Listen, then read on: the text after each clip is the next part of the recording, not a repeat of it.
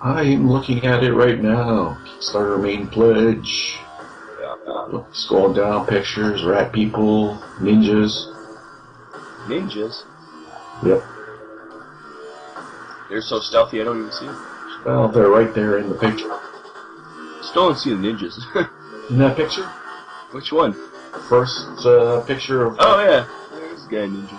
A guy? I think they're just miners, because they're living on a world that's gotten closer to the sun, so it's really cold. So I think that's a scarf, not a ninja mask. If you think it's a ninja, to each their own. Well, if you look, there's the one on the right, which I'm sure you should have saw immediately. But then on the left-hand side, there's one in the background behind a drill. He's also a ninja, clearly a ninja. And then there's one kind of farther in the background, obviously a ninja. And then there's one up with a rifle on top. Not a ninja, he's a pathfinder. But I thought you were going to say ninja.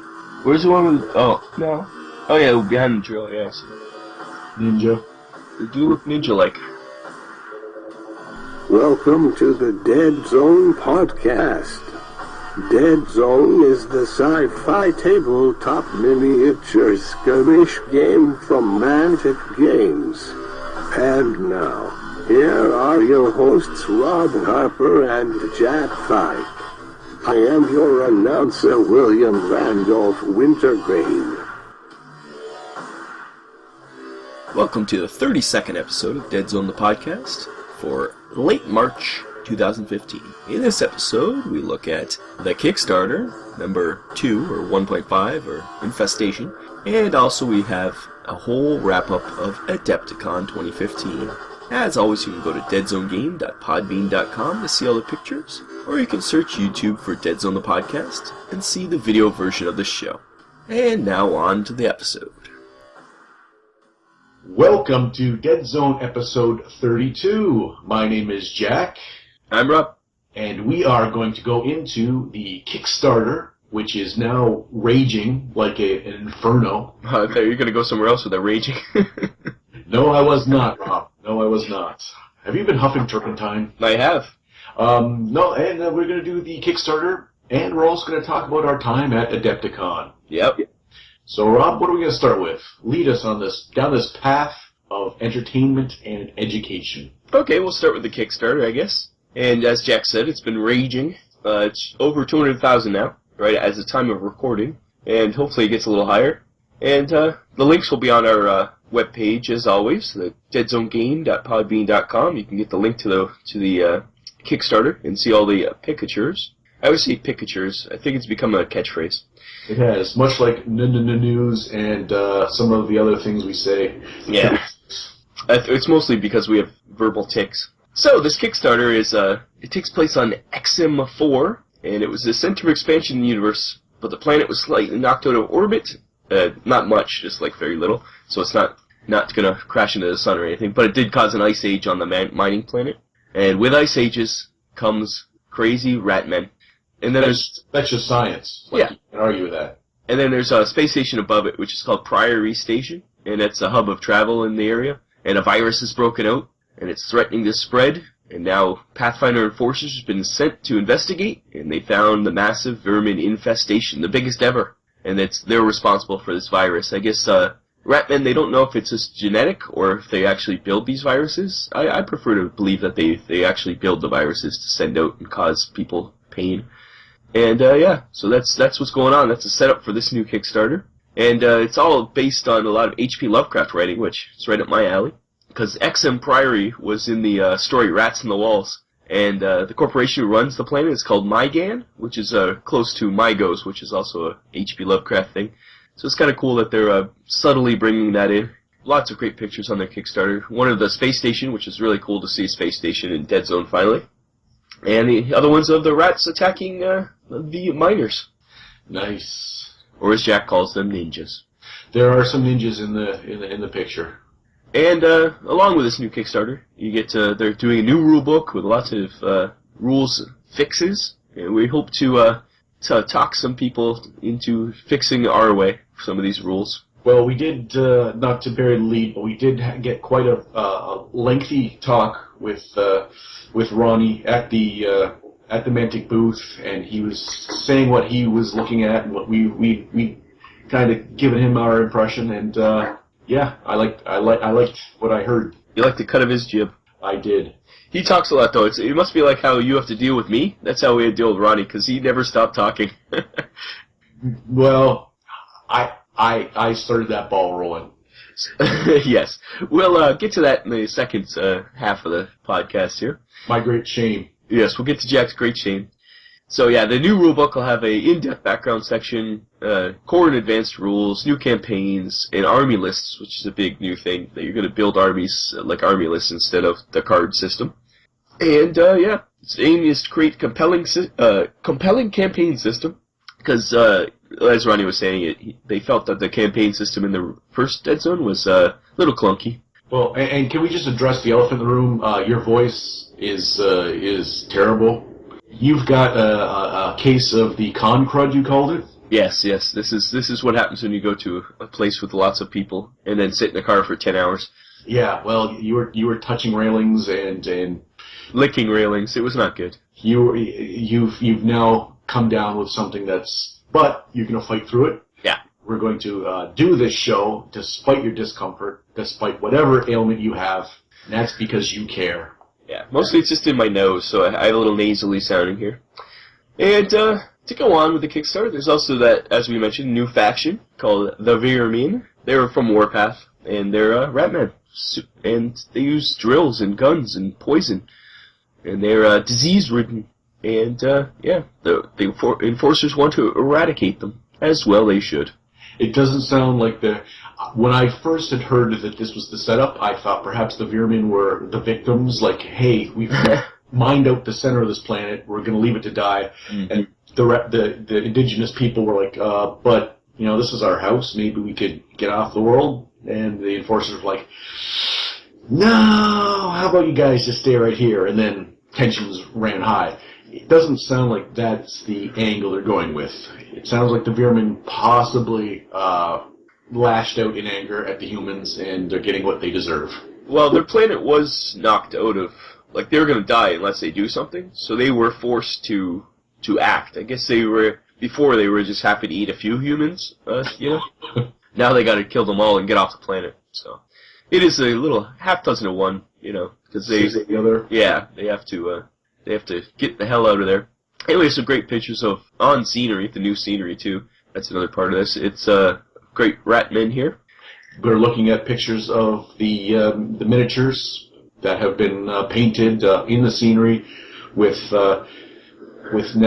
pipes and fans and all kinds of different sprues that are going to be included with the new battle zones too. Yeah, we'll get to the new battle zones in a little bit, but yeah, they look cool. People are complaining they look too muscular, but I like how they look. I'm neither here nor there with the musculature. I'm a fan of their little tails. They've got adorable little tails. Yes, and then there's this other one here. It looks a lot more poisony, the green one.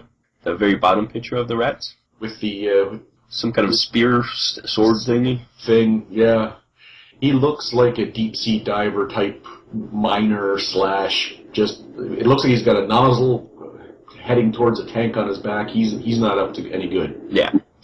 And then to oppose these Vermin are a new Enforcer expansion. So it's not a new faction, but it's just a new group for the Enforcers called the Pathfinders. We had a few Pathfinders before. I think only one Pathfinder before, which was... no, I guess we had two, because Recon is a Pathfinder, the Merc. And then we had the Pathfinder on the bike, the unicycle. Yes, and she was for her point value, for her point cost, her value as a was excellent. That was something that the enforcers needed. Yeah, so it looks like this is going to expand on that, and they're elite the elite enforcers who go out and kind of like commandos. They go in, scout around, and do what they have to do, kind of thing, to get rid of the threat or to make way for the main enforcer group. And, yeah, I love the look of these guys. They're much more irregular than the enforcers, which I like. All different haircuts and style. A lot of mohawks going on. Mohawks and shaggy doos and, yeah. And the second picture's about a sniper version, which is great. Again, as a sniper, they need a cloak. Yep, the snipers need cloaks. So yeah, they look pretty nice.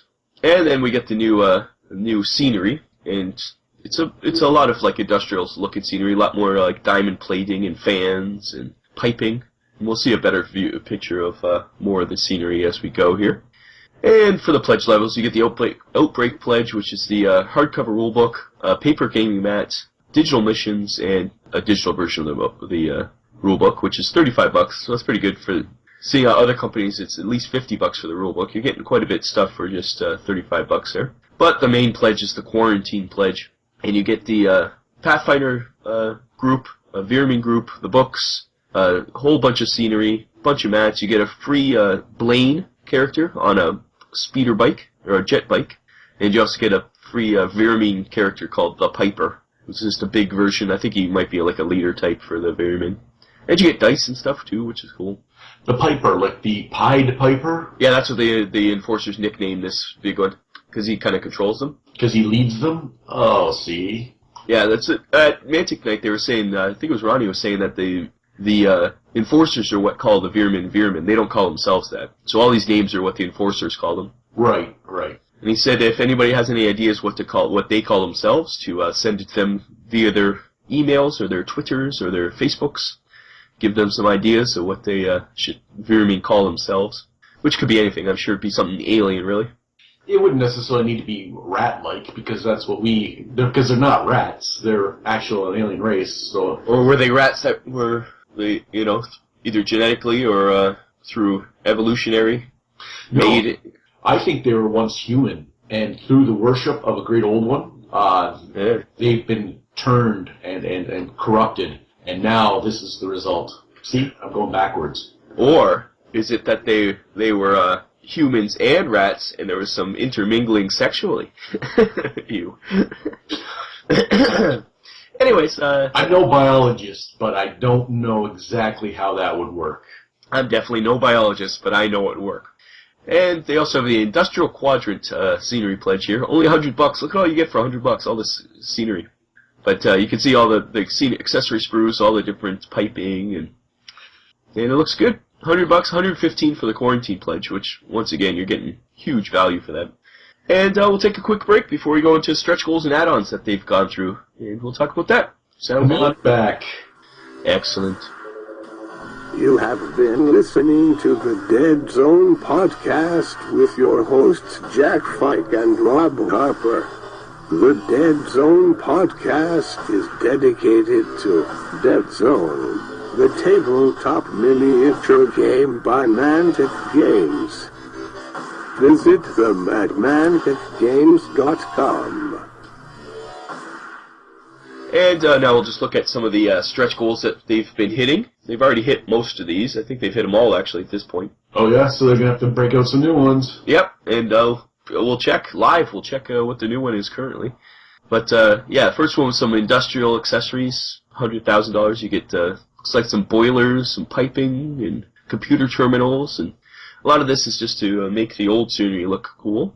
Yeah, to take your old stuff and kind of blend it in with the new stuff so that you can... Because some of them have got to be connectors. Yeah. For plates and stuff. I assume all the ones that sit on the wall act as connectors. Which is good. It's a way of connecting the bits together without using the same tabs and adding a little something. But then the piping, I think, will add... The aesthetic of this thing seems to be pipes, yeah. So it's kind of just for what, the 100,000, they were going to hit that, no problem. So it's just a nice little starter, a nice little taste of the just to throw into the quarantine, which is nice. And the next one was 150,000. It was dog drones. We wanted dogs for the enforcers, but I'm not sure we wanted little dogs with little legs and look like dachshunds with guns on their head. I would scratch his belly. Yeah, I'm not sure about the aesthetic of these ones, but I would much rather them to look like the real drone. What's that? That one that they're building, that robot that looks like a dog. Have you seen that thing? It looks it's like scary. It runs. Yeah, longer legs. I think I don't like the stumpy legs. If these had longer legs, I think it'd be cooler. You say dachshund, I say British bulldog. Yeah, it could be that too. Look at the cheeks. Look at the upturned mouth. The little. You're seeing that as their face, the bottom part. I was seeing that they're either the gun or the antenna there is their head. But I see what you're seeing now. Almost like what is it, Adventure Time? That guy from Adventure Time. Jake the dog? Yeah, that's what he looks like. Yeah, but I believe that's a bulldog, that little guy. I'll rub his belly. And the next one is more accessories, or industrial accessories. But you're not feeling the drone. Longer legs, I think they'd be cooler. You're not a fan of drones to begin with. Oh, well, yeah. But the one looks like it's probably got an observation disc on it, like some sort of like a radar type thing. The other one's clearly a gun similar to the one that's on the mech. That's actually similar to the one that's on the on that building right next to you, my black building. So they might have a little bit of firepower. They might have some use. Oh, the other drones have a lot of use. They're just when they first came out, people were saying they're kind of cheap, like cheap as in not fair. So that's why it kind of turned me against them. But we'll see how these ones work. Well, this one dog looks like it's a land-based AWAC, and the other one with a big cannon on it. I'm kind of digging it. Anyway, I like the little red light on their tails. Yeah, their little tails are just like a little warning light, like a little hazard, so that you don't hit them in the dark. They also kind of remind me of K9 from Doctor Who a little bit too. Yeah, with legs though. Actually, they look probably better without the legs. They were just little like boxes. Then they wouldn't be dogs, I guess. No, then they're just tanks. Yeah. So the next ritual was more industrial accessories. There's like actual big pipes and different things you could put the ends of the pipes. It's cool. And the next one was a vermin shredder. And this is one they just cracked. I think they just cracked this one. Let me see. Yep, they just cracked this one. 210,000. Yep, and you get a vermin shredder and a bonus faction booster with your quarantine pledge. So you get this big guy. He looks like a vermin, but he's huge, and he's got a drill in his arm. His other arm looks like it's got some kind of poison spitter or something. There's a tank on his back, and he's got a gas mask, so it's probably the poison. Yep. And you also get a faction booster. We'll see what the faction boosters. We'll scroll down and see those ones, but you get quite a bit for quarantine right now. And then the next upcoming one is the Vermin. I think it's called a Terror. They just call it a Beast in this. It looks awesome. It's on all fours. It's like a Vermin who's like feral, and he's got big swords on his back or a gun. So he's either going to be use a fight stat line or the shoot, depending on how you equip him. Yeah, I assume. Yeah, that's probably more about that force building. It seems like you can choose to equip him different ways. Magnetism, I think that's the way to go. But he's cool looking. He's supposedly pretty big too, so that's kind of neat. When I first scrolled down, I thought perhaps he would be like a mount, like that'd be cool too, yeah. The bike version of it, so that you could use I guess the vehicle rule, but it would not obviously be a vehicle. Yeah. But then I've looked at the armor plating at the top with the sides, and I don't think anyone wants to use that as a saddle. Yeah, nobody wants to sit on that. But who knows? We'll see what the future brings. And the last one is this one they put up. They didn't even name it. They just showed it, and it's obviously some kind of artillery piece for the Vermin. Once again, looks like some kind of poison spitter or something. The big tanks on top. You see the 3 wheels there. Yeah, and it has a bodged together, rivety, pretty like industrial strength. It was used for something else, and it's been corrupted. Yeah, by the Vermin. And he's got his gas mask on. He doesn't want to breathe in the poison. And as for add-ons, you get the regular add-ons here. You get the Lux Gaming Mat, which is the mousepad version of the paper one, which is nice. And it looks like Mars, really. It does. I'm not seeing the grid on it. Is that just? I think it's just because this is It's implied. There's going to be a grid on it, but here, this is what it looks like. Okay. I assume, yeah. That'd be a major step if they take rid of the grid. I don't think they're willing to do that. And as mentioned before, there's Blaine on a jet bike. Always have to. It's a Mantic Kickstarter. You always have to have Blaine, so you get him on a bike. And then there's a better shot of the Piper. And just look at what the Piper has. These little rat groups. It's almost like the Plague Swarm, but just smaller versions. Just the rats. Yeah. Well, that's good. I eliminated the rats from my Plague Swarm when I modded mine, so it's I like the idea of a plague swarm of rats. Same stats, same everything. Yeah. Didn't fit in my aesthetic, but that would be awesome if Because they just used the same stats, same everything, and Veerman had a plague swarm, but a Veerman swarm or a rat swarm. Yeah, and I hope it's like the base is actually like that. Like all the rats on the base, and then it's like they're coming out of a pipe. That's kind of cool. He's cool looking.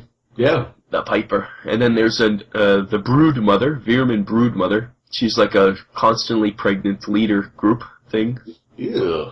But she's kind of like the alien queen from Aliens. Right. She's scary looking. And it looks like there's a giant hatch on her belly that she just opens up and pours out some babies and... Ew.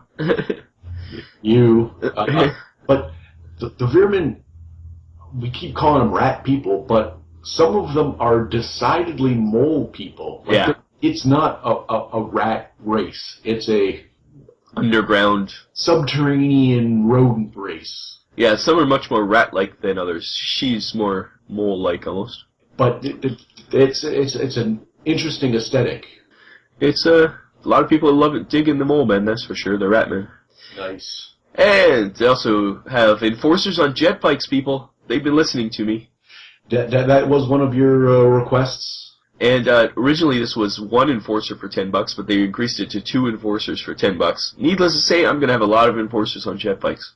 Wow. Now, with your Pathfinder that came on the unicycle, it had the model on and the model off. Yeah.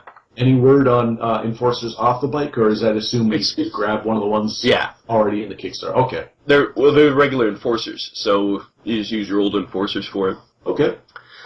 And this is the boosters, the faction boosters. You can see you get for $25 you get either 5 Nightmares, a Progenitor, and a Shredder, the big guy, or you get my Enforcer Peacekeepers and a Strider. At Adepticon, I wanted to buy Peacekeepers. Yes. And they would have been $20 each. So for $25, I get them and the Strider. It's like getting a free Strider, really. And they didn't have them at the Mantic booth, and if they did, you would have purchased one for certain. But yep. We're the only one. We talked to someone else who had also said that they would that's what they were looking for. But maybe, just maybe, it's because these bad boys here are already spoken for. Yeah, but so with the quarantine, you get a free one of these, or you can buy an extra for $25. So it's pretty neat. Like that quarantine level for $115 is packed full of stuff now.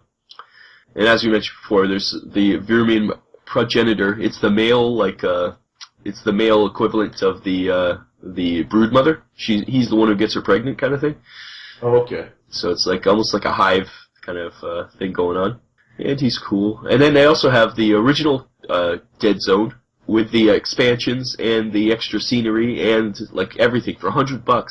Like if you just want the original Deadzone, $100, that's an awesome price. Like that's crazy.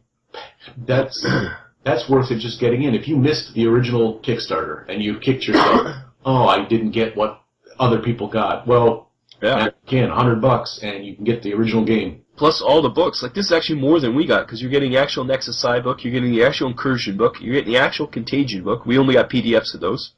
You're getting the AI decks, you're getting zombies, you're getting Ruin Sprues, and you're getting the original box set. That is a deal. That's crazy. And they're also selling all the faction starters for $25 each, or all 6 for $100. You can get every single model they have, like the starters at least, for $100. It's pretty crazy. If you wanted to get into Deadzone, or a group wanted to get like a gaming club wanted to get in for like $200, everybody would have a faction, and you'd have like tons of stuff. It's crazy. They've gotten crazy.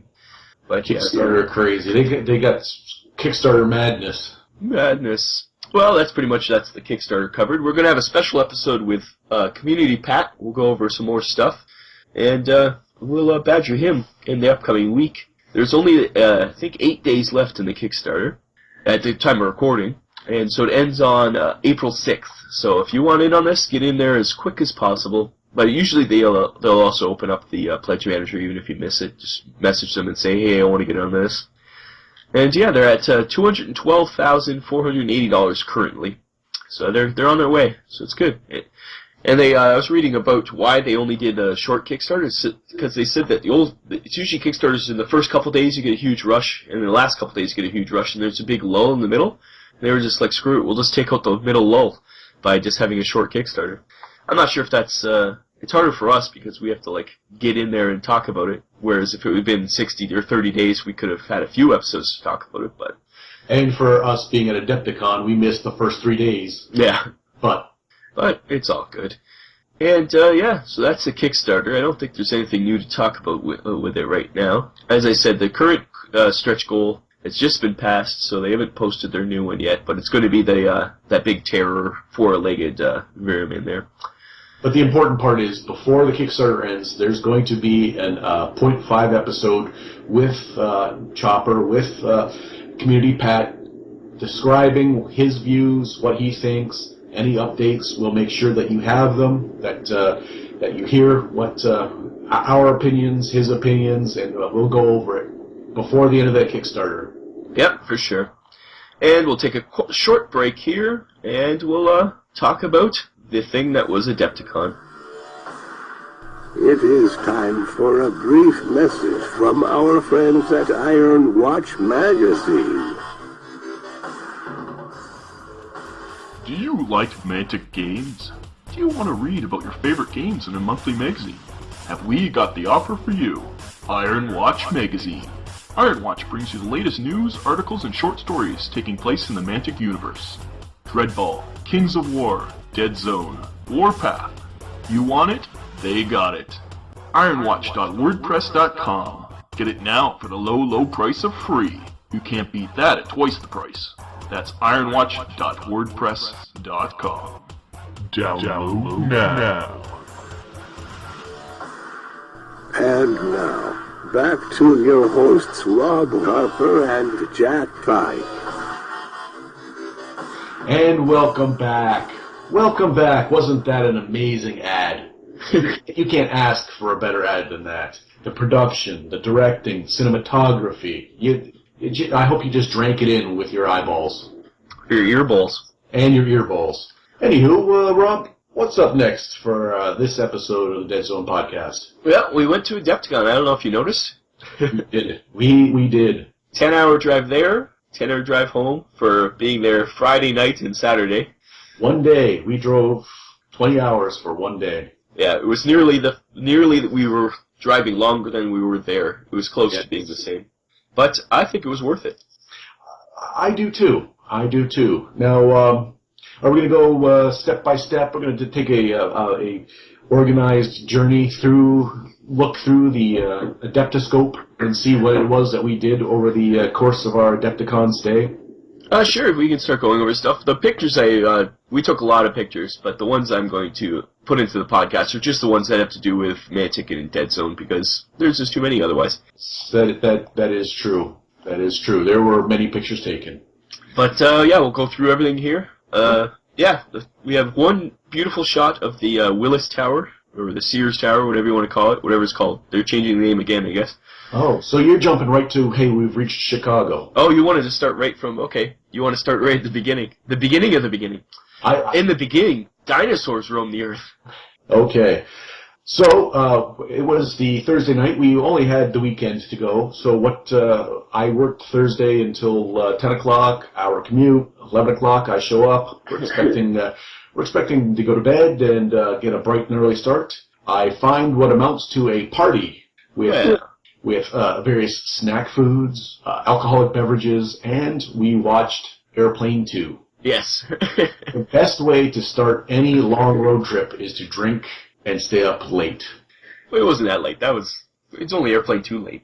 Yeah, okay. Well, as a time reference, as a measurement of time, Airplane 2 is a good one.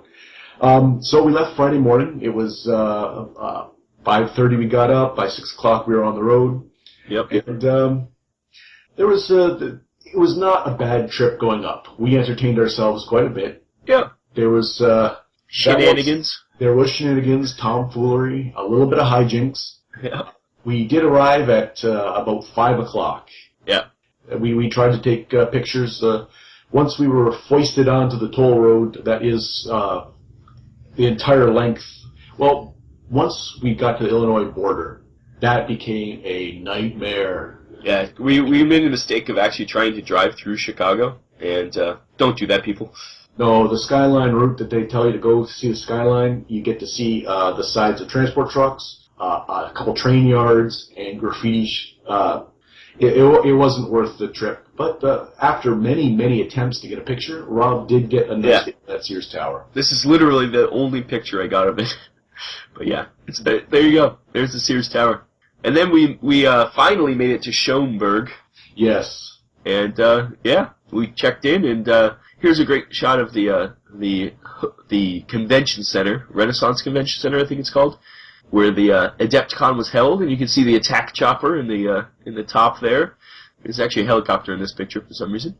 Yeah, because when we had gotten in, I said, okay, well, I'm on vacation, and I laid my weary bones on the bed, and I was thinking, okay, get myself some pastrami sandwich and maybe a beverage, and just kick back, relax. Young Rob had a different take on the way the evening was going to unfold, and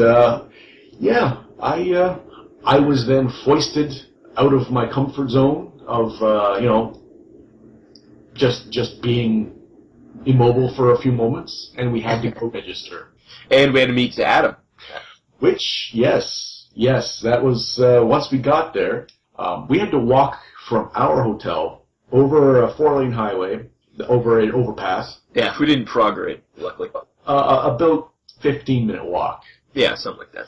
Fortunately, the weather in Chicago, even though people in the area are probably thinking, oh my god, this is cold, nothing compared to here in Canada. Yeah. We walked over in light jackets. It was a gorgeous. I miss temperatures that high. Yeah. When we came back, it was snowing and frigid cold, and I was a little defeated inside. Yeah, for sure. It was a little depressing to come back to snow everywhere.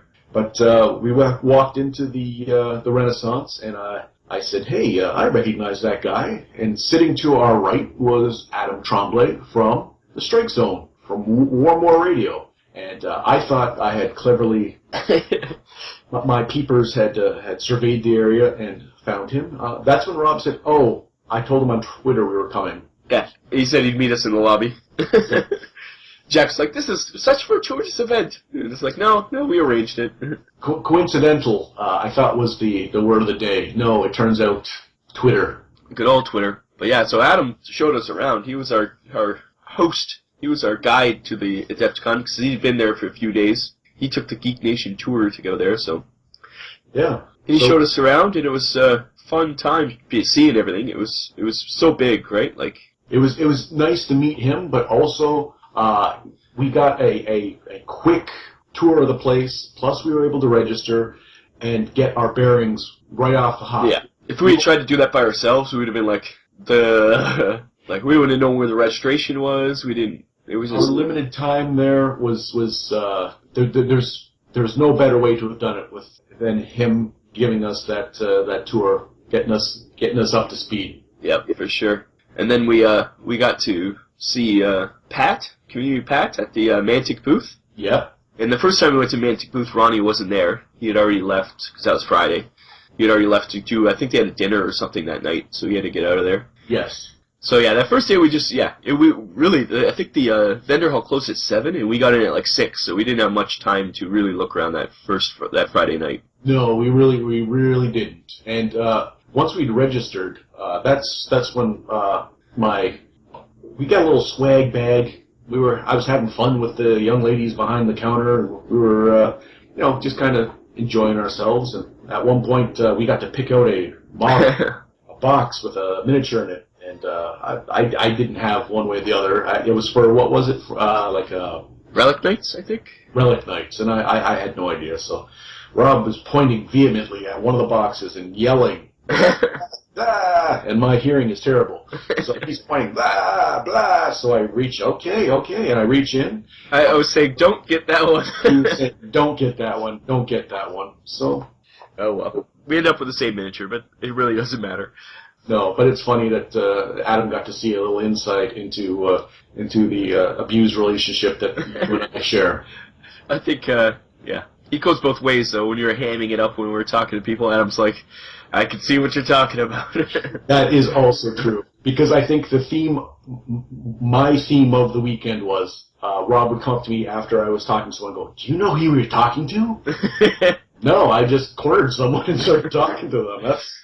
Anyways, so then the next day, we wake up bright and early. I did get a pastrami sandwich, though, that night. Oh, that's right, that was that. Pumped it back across the highway. We got ourselves a sandwich. They were good. They were good. Jason's Deli. Yes, and yes, we got to bed relatively early the first night because we were so whipped. All of us were so tired from the drive. All I wanted to do was stay in, get cleaned up, have a bath. But yeah, so we got cleaned up. We got our good night's sleep in. Yep, and next day we get in there, and the Deadzone tournament was starting up. So we have a lot of shots of that with all the participants. Yeah, we walked around. We walked around the fringe. I was wearing my Vinland Old Time Radio T-shirt, and Rob was wearing his Deadzone T-shirt, and we didn't want to interrupt anyone during the tournament, so we kind of went around the fringe. But Rob recognized a few people from Twitter that were actually playing. Yep. So we just took a look around, looked at the forces they were using, saw some interesting paint jobs, and some. It was nice just to get a little periphery, but we didn't impose anything. Nope, and that tournament was eventually won by a coach from Family of Gamers, who we later met at Mantic Night, but he dominated that tournament, and yeah, looked like it was a lot of fun. Everybody looked like they were enjoying themselves. Yeah, it was, and Pat was saying what they expected to get around 7 or 8 people.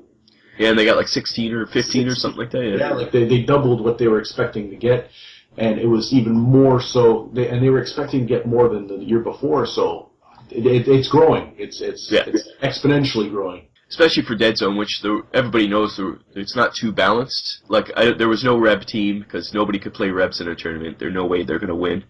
There was a lot of Enforcers, a lot of Marauders, a few Plague, and I think that was it. Oh, one Forge Father maybe. There wasn't a lot of selection because there's only certain factions that are tournament competitive. So. Yes. Which that does make people lean towards one. Someone had changed ciphers to look like Enforcers just so that they could have nice-looking models and still be playing a team that was competitive, which was nice. That was interesting. At a distance, I thought they were Reds. Yeah, but they were actually Sphere or whatever who were using the Enforcer rules for them. Yeah, I think there were Sphere heads on Enforcer bodies or something like that. From what I hear, it was the Sphere models with Enforcer bits then grafted on. But yeah, so the workaround of not having a competitive team is to make your team a competitive team through using stand-ins or deception. And then we went to the Mantic booth. I think we actually went to the Mantic booth first, but here's some great shots of the Terrainaholic made a huge, industrial platform with, I think he said it was some kind of, gas miner or something, and it was all of the scenery bits, and he added some extra stuff on there. It was pretty impressive. And Mel the Train Tutor made a Mars Attacks White House with a big stompy robots attacking it, and it was on fire with light effects, and they were both pretty impressive terrain pieces there at the booth. Yes. And they also had the Dreadball there, but the Dreadball pitch is a certain size and will only be a certain size. The Deadzone terrain that was there, if you look at the pictures, you can see just how big it was. Yeah, it was huge. Both in all dimensions. It was tall, it was wide, it was Well, you can see the 28mm models on it, like how small they look. They look like ants. Yeah, pretty much, yeah.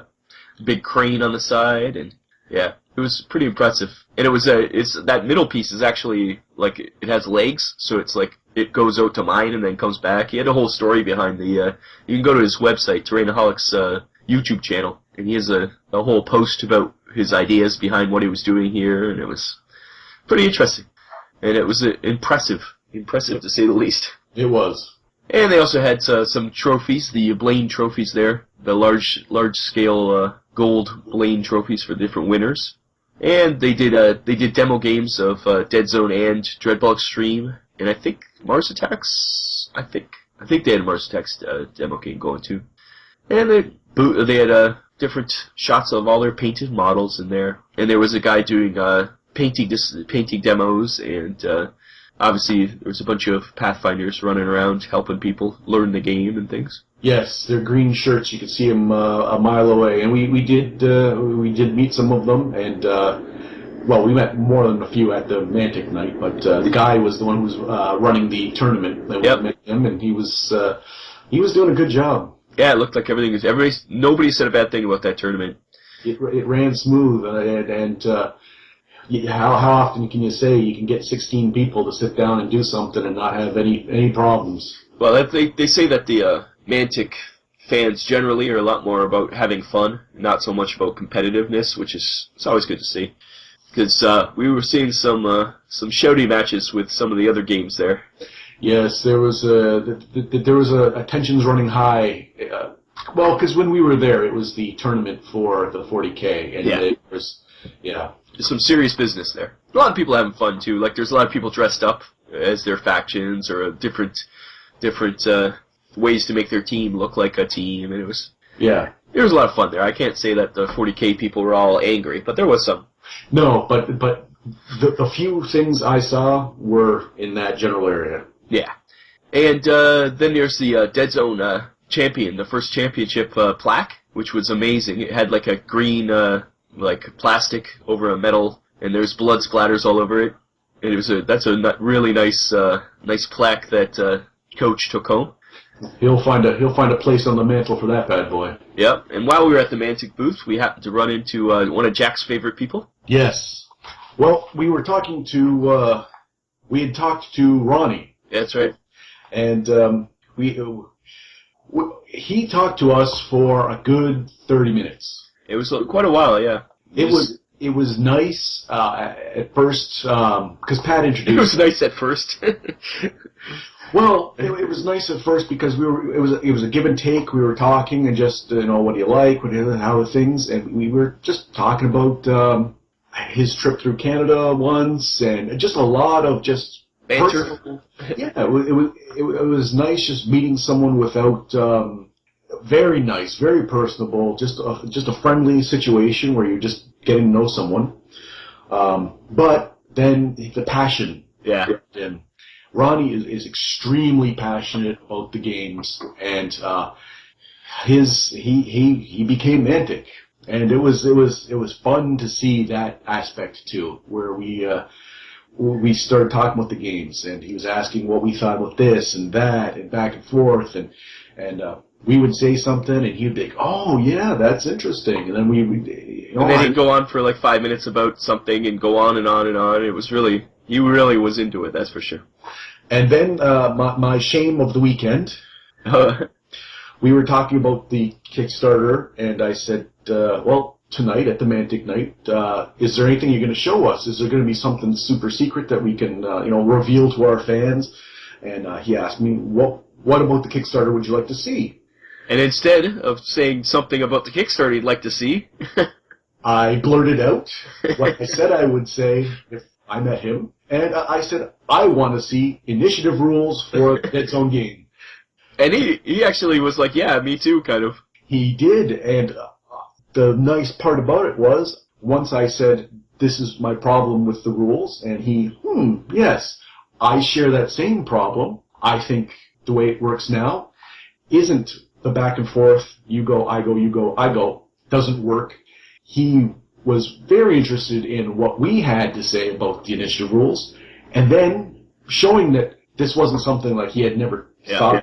He had 2 different versions of initiative rules, and those broke off into different versions of those 2 versions of initiative rules that he'd been pondering. Like he was not only like thinking one step like we did, but had gone down a root system of, and he brought up some excellent fixes. And one of them was the one we were kind of interested in. We were talking about earlier was the bolt action bag of you put all your different units representations in a bag, and you pull them out each. So it could be either guy goes all his units at once, or like it's totally random, right?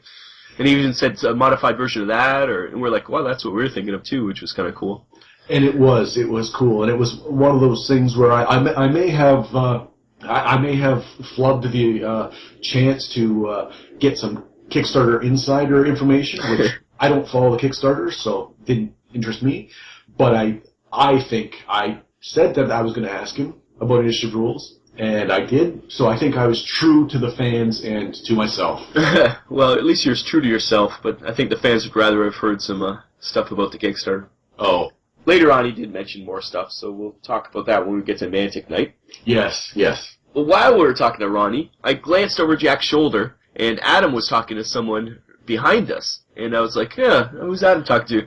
I did it like a triple take, because standing behind us was a guy we've seen on YouTube a lot, was Adam Smasher from his YouTube channel there. And, yeah, larger than life. He was right behind us. Yes. And so I'm a big fan of Tabletop Minions, so I looked back, and I was like, hey! And I don't know if I let the Adams continue their conversation. I don't think so. I think you interrupted them.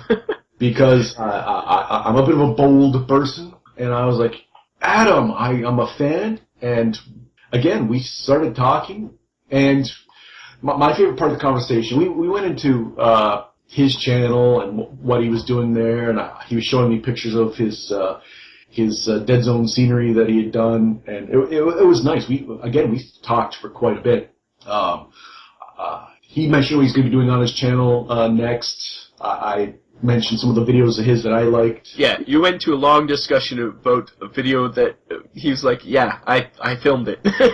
Jack geeked out and was like, and then you did this, and then you did this. Yes, I did geek out. Me and Adam were just laughing. Me and Adam Boxman were like laughing at Jack because he was like, didn't you also say that this major weekend, and if there was a fainting couch, you would have fainted onto it? I did tell him that if there was I would clutch my pearls and use the fainting couch, because it was one of those things you didn't expect. You don't expect to just turn around and see Adam talking to Adam Smasher. Like, it was just one of those things. So, but what I took away from that most is Adam, the two Adams and I are talking, and Rob's standing there, and Adam Smasher says, well, the one thing people say to me is that I'm taller than you'd expect. Yeah, I didn't think you were so tall. And I looked at Adam Tremblay, who's, my height, Adam Smasher, my height, myself, my height. Everybody's at least 6'2". We 6'2", 6'3" range. And then I said, I think we're about average height. And I looked over at Rob. It's not short. I'm 6 foot. And I'm like, no, I'm average height, people. And we all looked at Rob, who, in this quartet of people, looked... Yeah, I was like the short person there, because all you guys were like the same height. So it was that was interesting. But yeah, that was really, really nice. It was a surprise, and it was something that I then imposed myself. I said, well, I need a picture. Yep. So Rob took a picture of Adam Smasher and myself comparing beards. Yeah, it was a good time. It was amazing that just walking through the booths too and seeing like people, literally the one guy who was at the Bolt Action booth had been on Beast of War the night before, and I'd watched him before I went to sleep, and then he's right there. Like, it's so funny just seeing someone that you've just watched on, like, in England. He's sitting there right in front of you, which was really interesting. And then there's a bunch of other people, Wild West Exodus people, a lot of people that Beast of War have interviewed, and plus the Beast of War people who were walking around, the American contingent, and it was really neat. Yeah. And also we got a great shot of Pat holding up the Deadzone plaque. He had to pose with it. Adam took a picture. Adam Tremblay took a real close picture, and I was like, no, you got to get Pat in this picture. So we took a picture of Pat holding the trophy. Who's not hamming it up at all? No, not a ham at all. Yes, it was a good time. Everybody was having a great time. Yep. And then after we talked to Adam Smasher, we got our first fan interaction. Oh, that's right. Yep. Daria came up, Daria Winter, and she said hi to us. That was cool. Yes, we talked to Daria for quite some time, and we very, very nice, very pleasant, and someone who's a fan of both the Deadzone podcast and Vinland Old Time Radio. And she's been recording for us for Vinland Old Time Radio too, which is great. And one of my big regrets is that we talked for quite some time, but we also we were on a mission at that point, so... Yeah, we didn't get to hang around too much. We didn't, and I said, "Oh, we'll see you again," and we just didn't. The place was too big. I assumed later on, because I gave her a business card, and we were just talking, and it was nice, but we had an agenda. So I was like, "Oh no, we'll see you again," and we just didn't. So she went home I think that night too. Like after her tournament, she drove back. She had a 13-hour drive, so. Oh. Yeah, so it was nice meeting. We also met some other people. We'll go over who we met at the end of the podcast here. We'll have some shout-outs and say hi to everybody. Yeah, so the rest of the day, we pretty much just stumbled around and looked at all the pretty stuff. We had seen Terry, what's her, I can't pronounce her last name. Yeah, from Geek and Sundry. Yeah, and I said, "Oh, that's her," but she was literally running away. Yeah, she had to go somewhere, obviously. So I said, "Oh yeah, we saw her. I've seen Adam Smasher. We saw her running." And Adam Tremblay says, "Oh, well, I know her." Yeah, she lives in the same town or close to the same area. You want to talk to her? Because we'll just go find her. The rest of the day is us wandering around looking for her. Pretty much. Yeah. Mostly. Well, we get plus looking at all the beautiful tables and checking out games. Yeah. So then we left the Mantic booth and began our journey throughout the convention, trying to make the most of our only day. And we weren't looking to play games. We were just kind of looking around. Really, it was our first Adepticon, so we wanted to take it all in. Once we'd explored around a little bit, we stopped, had lunch with Adam Tremblay. He was still guiding us. Actually, at this point, we were just a threesome of happy-go-lucky wanderers. We had lunch, discussed a little bit of Canadiana, kind of just, which was nice in the fact that the space was so big that you didn't have to go that far to get a little peace and quiet and sit and just talk. And it was nice to get that time with Adam Tremblay. We just sharing experiences, just kind of unconvention-like atmosphere. So we did that. We did look in all the rooms where they were playing the various games. Saw Saga, which I'd never even heard of before. We made a loop around. We ended up going to where they were playing Infinity. Yeah, eventually found that. And I walk up. I'm standing there watching someone playing Infinity, and I hear someone talking. And I recognize that voice. Yeah, I forgot about this. And I looked over, and I said, "Excuse me." And again, I shouldn't have done this. Yeah, you interrupted his game. But that's just me. I'm very polite, but I'm also not scared. So I said, "Excuse me, are you Adam from Greenleaf Terrain?" And he looked and said, "Why, yes, I am." So we started talking. Now, mind you, his opponent eventually was like, hello. Excuse me, but I'm going to email him because I was like, "Hey, yeah, you're this is where you're from. I'm like just down the highway. How did you get here? We're talking. We're big fans. Hey, did you just see this, see that?" So that was nice meeting him, even briefly, because I did say that I knew he was going to be there and I did want to meet him. So, and it was his voice that just I was standing there and I was literally standing right next to him without noticing, just because we walked in this room and. We were looking at the board he was playing on because it was like a huge Infinity board with like decal. I don't know what there was, decals or what all over it, and it was huge. The thing was gigantic. Yeah. Oh, for sure. Some of the boards that were there were outstanding. Yeah, and it was just a coincidence that Greenleaf Terrain was playing on that board. So that was nice. Again, I just started talking to Adam from Greenleaf Terrain. Yeah, that was cool. And I should email him because we just started talking and we were like, yeah, and then obviously the guy he was playing with was just like, "Okay, we got stuff to do, people." Yeah, stop talking. And then then we literally, Adam had something to do, so he left. And it was just the two of us. We mulled around for a bit. This was the mid-afternoon. I was ready for a nap. Yeah. Yeah, if we had been in that hotel, we would have been asleep, I think. And that was my point. We were across the highway, 50-minute walk. We knew Magic Night was going to be at... They bumped it forward just a little bit so that you could get a little more riding time in. Yeah, because originally he wasn't even going to be there, but he figured out a way to get to the airport at the last second so that he could be there for a little bit at the Magic Night. Pat, basically being the local, was able to say, listen, you think you need this much time, this is what you really need, and you can have some Magic Night time. So, had we been in the same hotel, which I think if we go back at any point in time, we would try to do. Yeah. But we basically lounged and waited for Magic Night to come. And you also suddenly had the urge to buy stuff. Oh, yes. Yes.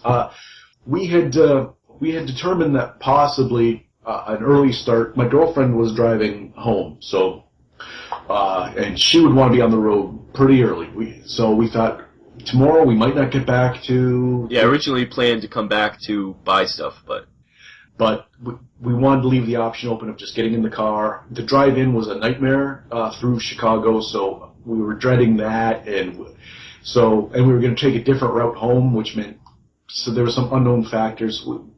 We thought it best to do our purchasing that day. So I think I checked out the paints. I was talking to Mark Zielinski and Rob Fanuff from Mantic Radio, and it was right next to the Bones booth.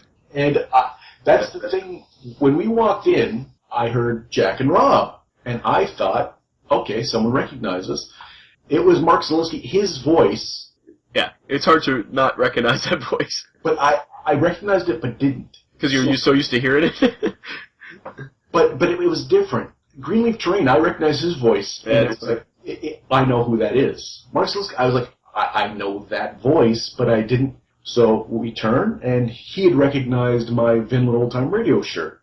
Which is funny, because I was wearing my shirt, but I had another shirt over it, so you couldn't see my shirt as well. But Jack was just, obviously that's a good shirt, because everybody seemed to notice the Vinland Old Time Radio shirt better. So so that was nice. We got to meet Mark, and we talked to him for quite some time. Met his son. His son was cleaning up at the Cool Mini or Not. Yeah, they were doing well there. He was in his glory, and that was nice. We got to talk to him. But when you were talking to him at great length, we were right beside the Reaper miniatures. Yeah, big booth they had. And I was there looking for paint. Everyone knows it. And the day before, we couldn't find anywhere. Earlier that day, there was no paint anywhere. No army painter, no nothing. It was kind of weird that there wasn't, but... Secret Weapon had their washes and their like rust effect pigments, yeah. But no paint. Cool Mini or Not, I thought would have like a selection of something but there was very little. Yeah, it was weird. But long and short of it is, I got lured over. I checked out. I spoke to the woman, Katie, and asked how much this, that, and the other thing. But I'm a bit spendthrift. And he's like a shy shopper. He's like, oh, too much pressure. Must back away. Yeah, I had to absorb the information, so I left. We eventually made our way after talking to Mark. We went around. Rob made his purchases at Secret Weapon. Yeah, I bought some washes, which was fun. And we got to take a gander at their wares as well. And I recommended a few of the washes that I like. Yeah, I don't know if Rob's got the chance to break them out yet, but I haven't used them yet, but I'm excited. Yeah, I got like a blood dried blood, a dark one, and a sepia, and gunmetal maybe. Armor wash. Armor, that's what it was. Just a few of the standards that I thought would be good. And then we wandered around some more and ended up making it back to the Reaper Miniatures booth. I spoke to Katie again. This time Rob was with me. Yeah, it was actually, well, sort of, because I wandered away again to look at all the Bones minis. So I left Jack to... And so I got more information. She had other options, which eventually I just said, and Rob can attest to this, I just stuck my big hands, my big meat hooks out in front of myself, palms upward, and said, if you want to make a sale, just start putting this stuff in my hands, because I'm about to walk away. And she just laughs like he wasn't, and I'm like, no, he's serious. Put something in his hand. You'd better do it, woman, because he's stubborn, and he will leave without paint. Yeah, he'd rather leave without paint than have to make a decision. So I got the Reaper Minis, the HD line, the HD1 and HD2 for their paints. It comes in these little plastic carrying cases. It's all the colors they have in the HD line. It just doesn't have a white, a black, or the metallics. So I think I covered a lot of the bases. I've tried them out. They are dense. The pigments are dense. It is a world of difference from. You gotta wash them. You have to add water to them. Water them down. Sometimes you do. Sometimes it's just perfect. Like the yellow will just cover. Yeah, that's what Pat said. After you bought them, he's like, "Oh, that's really good," because the yellow is really good covering. They all are. So I tried them out, and we'll see. That not too much, but yeah, I have to put an end to that saga. I have purchased paints, and it is the Reaper Minis HD line. Yep, and then we went to the Bits store, and I bought a Tau tank and some foam, both of which was they're like used stuff, and it was good, and it was we had to find places to put all this. That was the main problem. We had to carry it with us, so we actually had to carry all of our purchases. Plus, we had our mechs for the Strider on Strider violence that night, and we had Rob's sundry bits. We had swag bags, so it was we were laden. Yeah. At that point. But we did it, and then we made it to Mantic night, and yes. They recorded a Mantic North America podcast, which isn't out yet, but only part of it. They did a Q&A with Ronnie. Well, when we were there, that's when Coach and E-Rock introduced themselves. Wish we would have gotten more time, but they were going to start the recording quite soon. And Jeff Burbage. Yes, when we were sitting there, and Rob says, "Oh, that's Jeff Burbage from Iron Watch magazine." Yeah, he does some miniatures in it. Yep. So I said, "Oh, okay. Well, because that's what I do." I scampered over to him and said, "Hey, Jeff, this is the Canadian section. You're gonna have to sit here." And he looked at me like, "What the hell is this guy doing?" But then he introduced himself. Yeah, and then okay. He said that before he introduced himself. But he already knew Adam from Strike Zone, so once he looked over, he was like, okay, this isn't a crazy man. Adam's at least there to sit with him. So that was nice. But yeah, so we got to meet some people, but it was very brief, and had I known how the night was going to play out, I would have tried to extend all of the greetings and everything more so. But okay, now back to what you were saying. There was the Mantic, they recorded their podcast. Yep, Mantic North America, and Ronnie leaves a lot of information. We asked about, we actually had a question, and I asked about vehicles, and he said hopefully by the end of the year they'll do a Warpath Kickstarter with vehicles, which is cool. And a lot of great questions. People asking about rules changes and things like that in the Kickstarter, and about other games. And you'll hear that podcast come up soon, hopefully. Yes. And then we took a picture with Ronnie before he left, and it was great. He was a super nice guy, like super friendly. Well, I warned him that we were going to do it that night, so there was no. We could have done it at the booth or that night, but it was going to happen. Yeah. So I got a picture with Ronnie, and then there's also a great picture of Coach and Ronnie, Coach, the winner of the Deadzone tournament there. And I wish we had gotten a chance. We were supposed to do an interview with Coach on it for his YouTube, but we just never got a chance. Everybody was so busy playing their games that we never got a chance to do it. That's the thing. We had assumed that we'd have a little more time. The games went pretty long. The entirety of the Mantic night was spent rather than just like mingling and stuff, which I assumed there'd be a lot of time for. All of the games were quite long, and it ended up being just games. Yeah, we played Mech Zone by JP, Johnny from Slurpcast. He invented Mech Zone, but he'd never tested it with more than 6 guys. We had 16 guys playing it, and it took the whole time to play this game. So, it was fun, though. Yeah, I don't know if we need to go into the who died first or anything like that. Well, it's on. It was on Terrainaholic's channel there, YouTube channel. You can see who. I was first out of my mech. I was hanging my head in shame, and Terrainaholic panned over, and Jack's mech falls over, and he was second out. But then our pilots did much better. I killed a mech, and Jack killed a mech, and a bunch of other pilots, and. So it was good, but back to the theme of, do you know who you were talking to? I talked to Terrainaholic for a bit. He came over, oh, what's this? And I start talking to him, and actually in his podcast he calls it mech on mech violence, the phrase I coined a long time ago, because I'm the one who said, hey, look at this is what this is. And I talked to him, he and his wife were there, and then he was like, oh, I gotta start filming this. So afterwards Rob goes, do you know who that was? No idea. Yeah, it's funny. Jack is just an oblivious guy. I am. And he was standing next to Extreme from Slurpcast the whole night. I'm sure he didn't know that's who that was. Everyone kept calling him Extreme. Yeah. But yeah, he's from Slurpcast, and Johnny's cohort on Slurpcast. And yeah, it was a good night. And then after I finally got myself killed, I was fighting Andrew from Family of Gamers for almost the whole night. We were going back and forth. I kept trying to blow up his mech. He tried to kind of stomp me. And eventually I got killed from another mech when I tried to run away. And I got shot from halfway across the board. But after that, I got a lot of time to talk to Johnny and talk to Pat. It was a good time. We sat around. Yeah, Johnny was the first eliminated, so he was... he wasn't feeling well, so I think he was happy to be out first. Yes, yeah, he just got a little quiet time.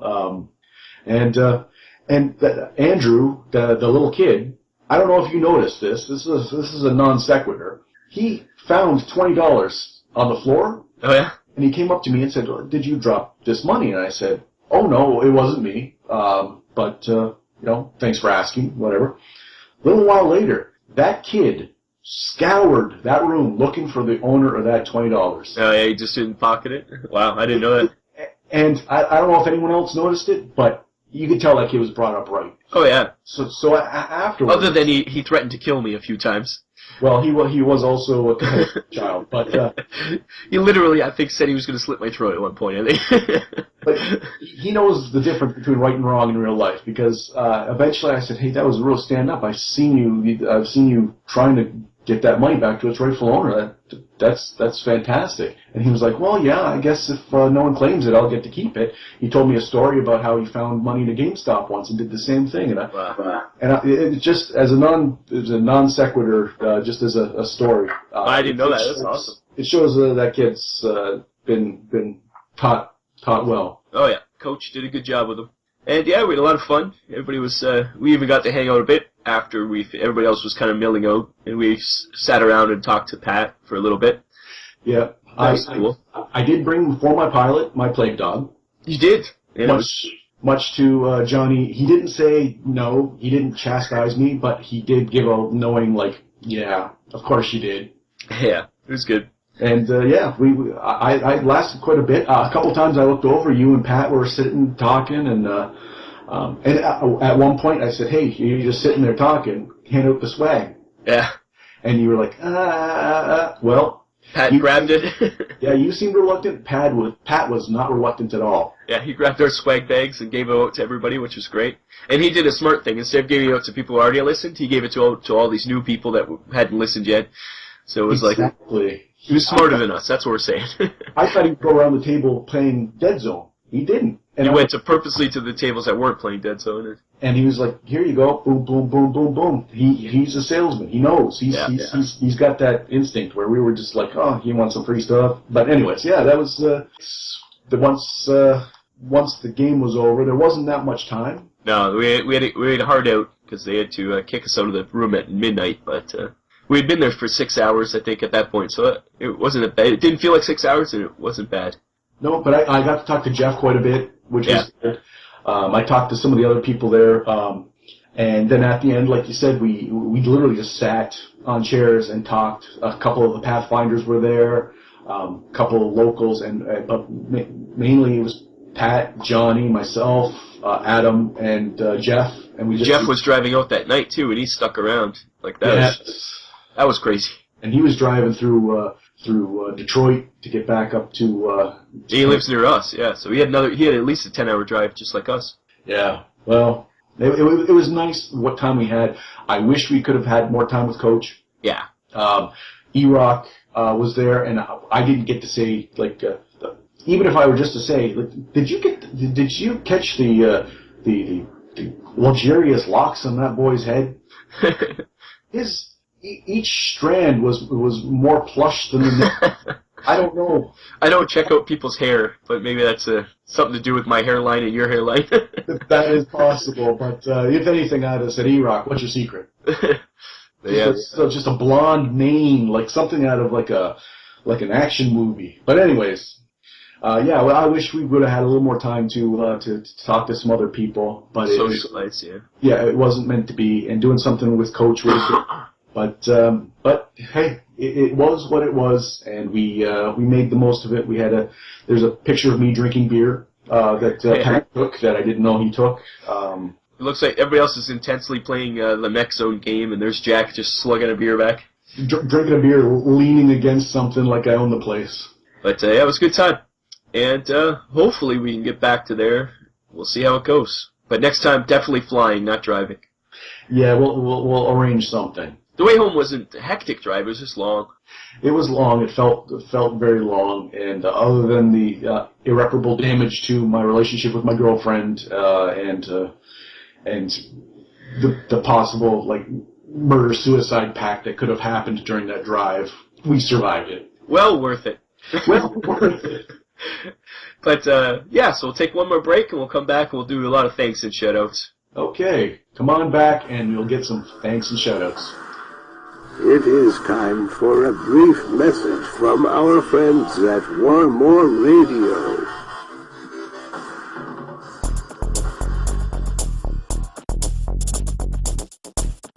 This is the Strike Zone. Yo, Dreadball fans, the Strike Zone podcast is all about entertaining, educating, and informing you about everything Dreadball. We record twice a month, are an hour long, and are child-friendly. You can look us up on iTunes with the keywords Dreadball and Strike Zone, or on our main website, www.moremoreradio.com. Enter the Strike Zone.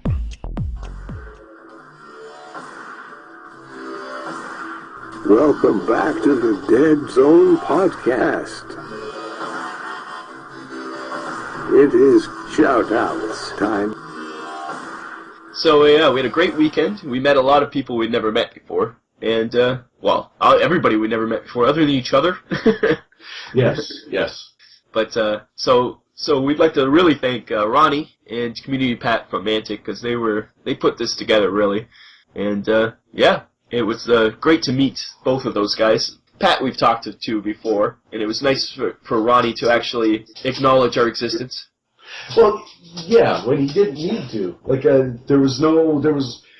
He didn't need to spend the time that he did, and he was very personable, very friendly, and we had a very engaging back and forth discussion, and I was surprised at just how, the guy's got bigger fish to fry than us, but it was very nice the time that Ronnie took, and Pat, I sent Pat a message afterwards that said, thank you for, I enjoyed Adepticon, and I said thank you for, on Skype, I said that, because he too was more friendly and more welcoming and more helpful than he really needed to be. Yeah, for sure. And, we're definitely, obviously we're going to have an interview with Pat coming up, and we're going to have a lot more interaction with Pat over the coming year. Yes, you'll be less busy now without Adepticon looming like a giant creature just waiting to just consume his time and energies. Yeah, and another major person we have to thank is Adam Tremblay, or Mr. Voxman from the Strike Zone and Warmer Radio. He was the man who kept us in line. He kept us going. He showed us around. We probably wouldn't have seen half the stuff we saw if Adam wasn't there, I think. Right. Oh yeah, for sure. And just to meet him, just to spend some time just relaxing, it was nice. Yeah, it was good to see him. Great guy.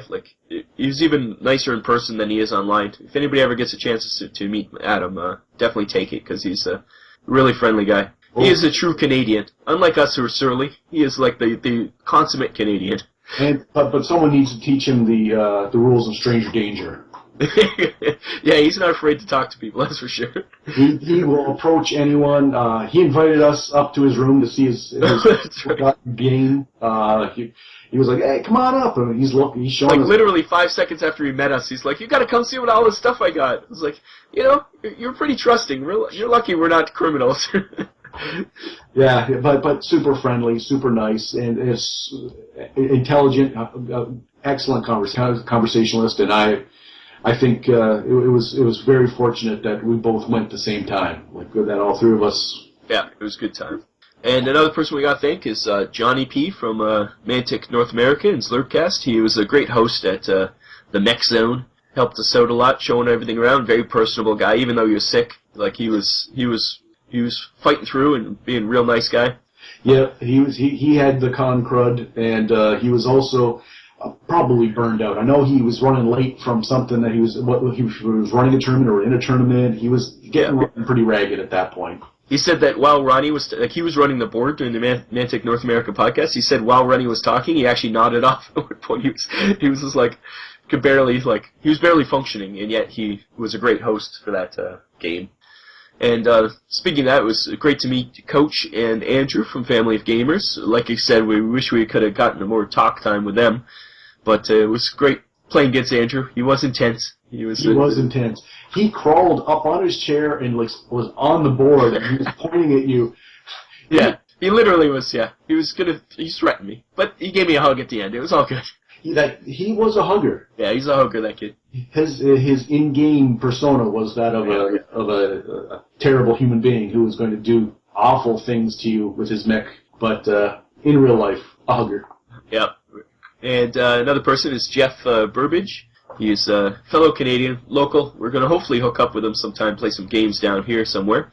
Yeah. It just seems so. It's so convenient, and it's such a what's the percent chance that if we don't utilize it, if we don't take the time to actually take advantage of that, it seems wasteful. Yeah, and really nice guy again, really personable. Yes. And another person we wish we could have talked to more was E-Rock. He was playing a different game at Mantic North America, or Mantic Night, so we never got a chance to talk to him much. But I said hi to him, and it was just try to say, hey, sorry we didn't get to talk to you more.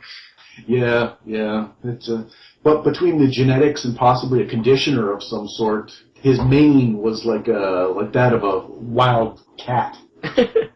And Mark Solinsky and Rob Fanuff from Mantic Radio. I don't even think you met Rob Fanuff. You were too busy shopping. I did not. But it was nice to meet those guys. Mark was really friendly, and he shouted out. He gave us. He was the one who saw us and was like, "Hey!" So yeah. That was our first being beckoned. Recognized. Well, not even recognized, but just he actively, he could have just let us wander on by. Yeah. He was like, "Hey," and which is nice because we talked to him for quite some time too. Yeah, it was great.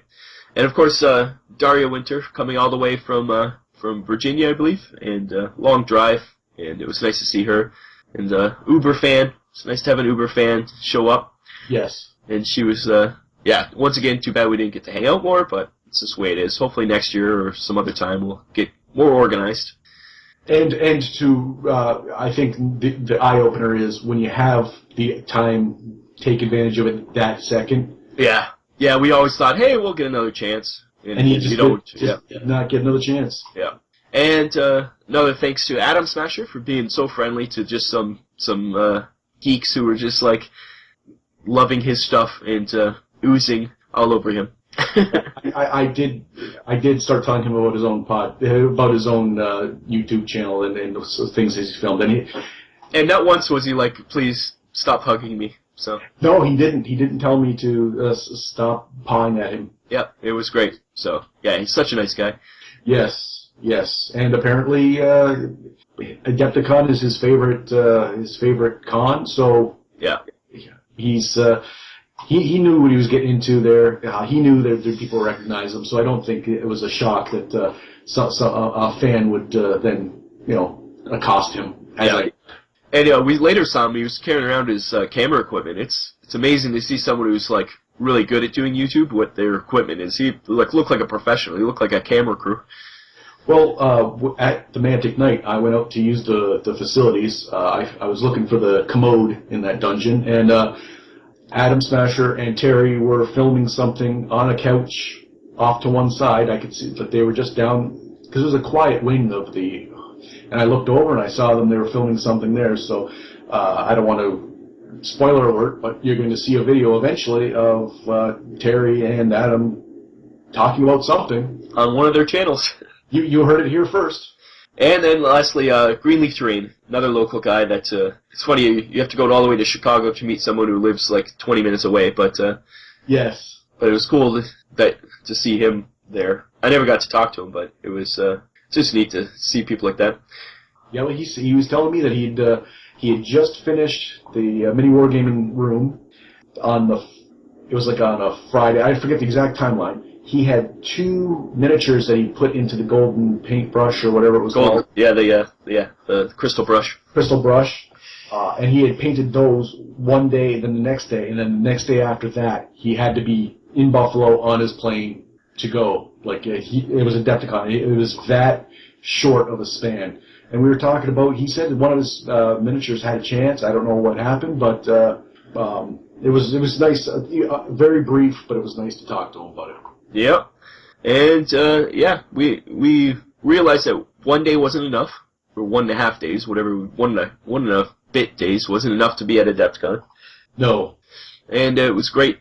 Like to say, we should have talked to people longer or figured out something to hang out with people more, but hopefully, if monetarily we can swing it, we will be able to go back and then next time fly. Yeah, we'll see about that. Yeah, we'll have to see how that goes, but we had a great time, and the last person I'd really like to thank is Jack's girlfriend, Janet. She drove us there. She was the only reason we actually went, and without her, we wouldn't have gone. Like, we wouldn't have driven that ourselves, so. Well, she was the star of the weekend.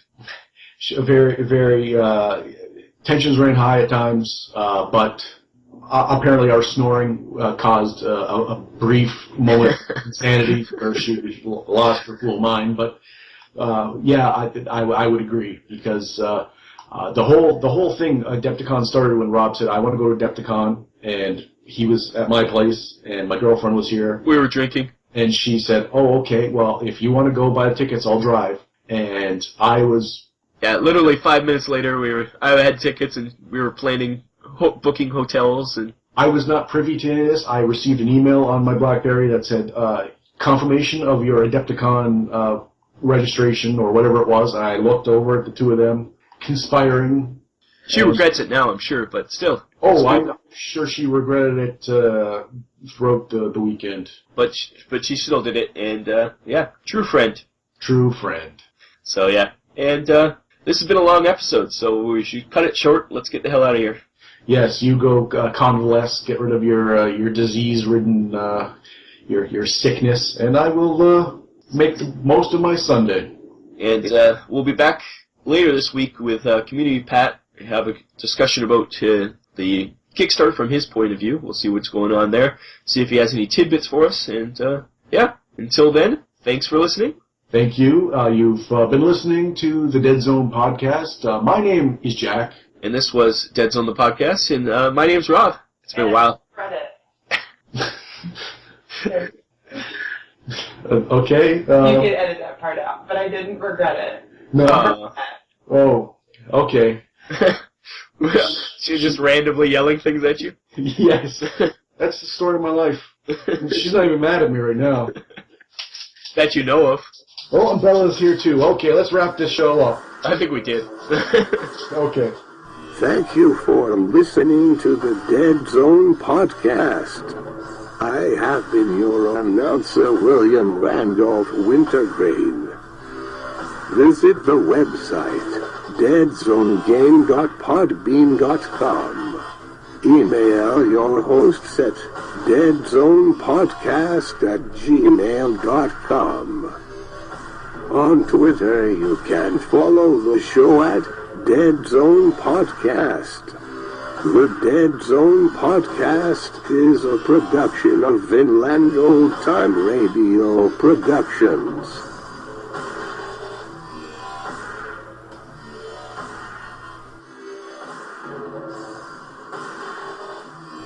have been listening to the Deadzone podcast. And now, a word from the fine folks at Vinland Old Time Radio. Thank you for listening to Deadzone the podcast. And now a word from Captain Courage on Vinland Old Time Radio.